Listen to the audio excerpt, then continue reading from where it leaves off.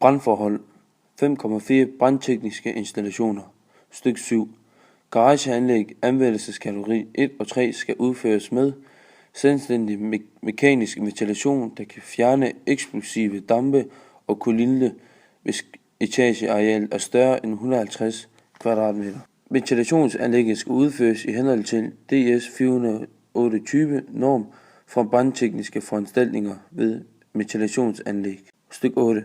Rum i anvendelseskategori 1 og 3 med et gulvareal større end 1000 kvadratmeter skal udføres med et automatisk brandventilationsanlæg eller et automatisk sprinkleranlæg.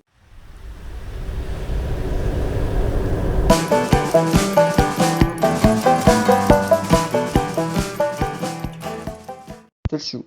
Ventilationsanlæg med indblæsning og udsugning til forsyning af en bolig skal udføres med varmeanvending med en tør temperatursvirkningsgrad på mindst 80%. Styk 10. For ventilationsanlæg med konstant eller variabel luftydelse og varmeanvending, der forsyner en bolig, må det specifikke elforbrug til lufttransport ikke overstige 1000 joule kubikmeter ved maksimal tryktab. Anlægget skal forsynes via forbindelse, så elforbruget kan måles. 14. Ventilationsanlæg, hvor elforbruget til ventilatorer overstiger 3000 kWh per år, skal forsynes med målere til måling af elforbruget. Bestemmelsen deler ved nybyggeri og ved ny installation i stående byggeri.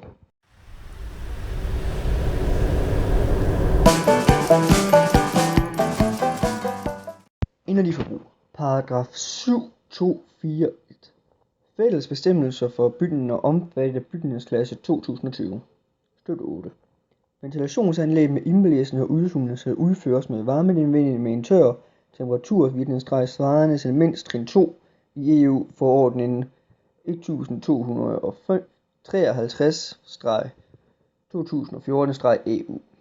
Trin 2 i EU-forordningen svarer til 73% temperaturvirkningsgrad. Anlæg, der forsyner en bolig, skal udføres med varmeanvending med en tør virkningsgrad på mindst 85%. Styk 9. For ventilationsanlæg med konstant luftydelse må det specifikke elforbrug til lufttransport ikke overstige 1500 joule kubikmeter ud i luft. For anlæg, der kun forsyner en bolig, må det specifikke elforbrug til lufttransport ikke overstige 800 joule kubikmeter ud i luft.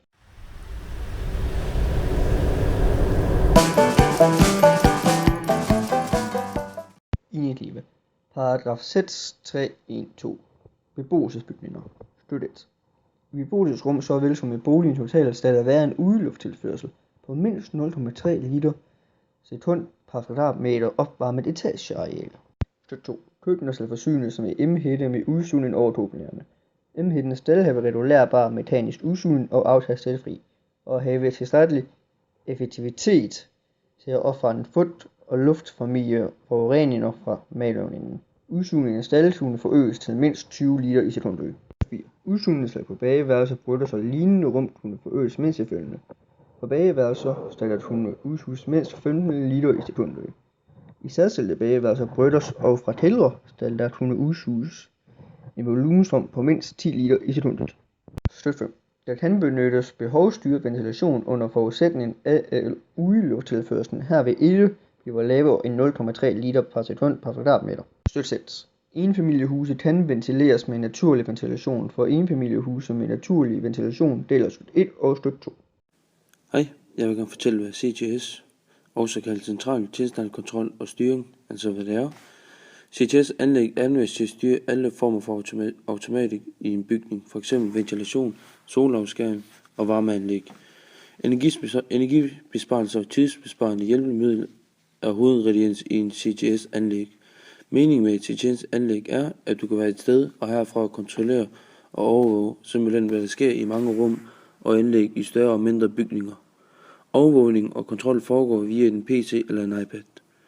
CTS-anlæg har en alarmfunktion, som kan hvor man hurtigt kan blive opmærksom på en fejl, f.eks. en fejlvarme eller en ventilationsanlæg. Fejlmeddelelse sendes ofte ud som sms eller e-mail. CTS-anlæg har en trendfunktion, således du kan se f.eks. temperaturvisninger flere måneder og år tilbage. Varmeanvending. Der er meget at spare, hvis man har en rigtig varmeanvending. Lige nu er loven sat 80% for både bolig- og etageejendommen. Her til sommer bliver det 70% for etageejendommen. Man taler et opnåelig temperatur for virkningsgrad, hvilket betyder, desto højere den er, desto mere af den varme, som der kommer ud, får man også i den. Recirkulering har 100% varmegenvinding, men det flytter bare den gamle luft rundt i en lokalø.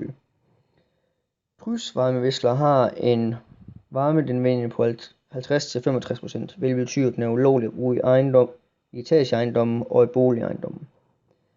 Modstrømsvarmeveksler har en procent på 80 og 85%, hvilket gør den er lovlig at bruge i etageejendommen og i boligejendommen. Vekselkoblende varmeveksler har en procent på 40 og 60 og er den derfor ulovlig. Roterende varmeveksler har en på 75-85%, hvilket gør, at vi der må bruge den i en etage og boligejendom. Roterende varmeveksler. En roterveksler har 2 motorer. De tager den varme luft ind fra huset af, altså den gamle luft. Den varme luft varmer den nye luft op, så vi ikke får et varmetab. Motorerne fra den varme og kolde luft til at passere hinanden, dog uden at de rører hinanden, da vi ikke har lyst til, at vi får noget af den gamle luft med ind igen. Ulempen er, at man ikke kan komme til at trække noget af den luft, som man får, altså som kommer indenfra, med ind igen. Indblæsning er alle 3 værelser og stuen, mens udsugning er bryggers, badeværelse og køkkenet. Køkkenet og stuen er i et areal, dem har vi simpelthen valgt at slå sammen, fordi det fandt vi ud af, at det var meget nemmere. Kubikmeter luft i timen i alt, altså vi ganger areal, men det er 0,3, som er loven, og 3,6, som er det magiske tal. Og det vi fundet ud af, at det giver 169,56 kubikmeter i timen. Simpelthen for at finde udsugning i kubikmeter i timen, der tager vi de 169,56 og dividerer med udsugningsareal. Og det er samme, der gør du simpelthen med indblæsning også. Så har vi fundet de forskellige kvadratmeter i alle værelser og toiletter. For eksempel værelse 5 har vi taget med 19 kvadratmeter. Værelse 6 har vi taget med 17 kvadratmeter. Og badeværelse 1 har vi taget med 11 kvadratmeter. Badeværelse 4 med 7,53 kvadratmeter. Værelse 9 har vi taget med 19 kvadratmeter. Og simpelthen stuen og køkkenet har vi valgt at slå sammen, og det giver altså 68 kvadratmeter i alt med bryggers, som også er 15. Så vi også finde ud af dimensionen på rørene. Det har vi gjort med at slå kubikmeter i luft i timen af alle rum sammen. Og vi så fundet ud af i udsugning, der har vi fået 100 mm rør i mellem bagværelse 1 og bagværelse 2. Så har vi så fået op til 125 mellem køkken og bryggers. Og vi ender så med en på 168,53 i udsugning. I indsugning der starter vi med værelse 3, og der har vi den 100 mm rør. Har vi også, når vi slår den sammen med den første halvdel af stuen, fordi der er 2, så vi deler den i 2. Så er vi over mellem stue og over den anden stue og værelse 2. Der har vi 125 mm rør.